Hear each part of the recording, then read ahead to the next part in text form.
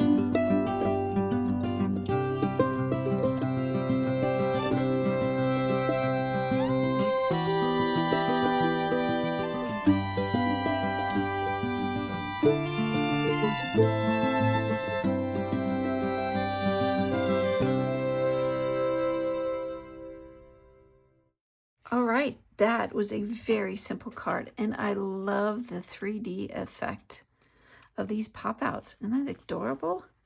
And then the inside, I changed my mind. I thought I was going to put the gorgeous scrape on the inside with the dragonfly, but I think this looks better. It ties it in. I didn't decorate the envelope, so leave in the comments, how would you decorate the envelope? Thank you again for watching. Don't forget to hit like, share, and subscribe, and we'll see you next week. Bye. Friday, everyone. I'm Ann Birchard. I'm an independent Stampin' Up! Demonstrator, and today's card is going to be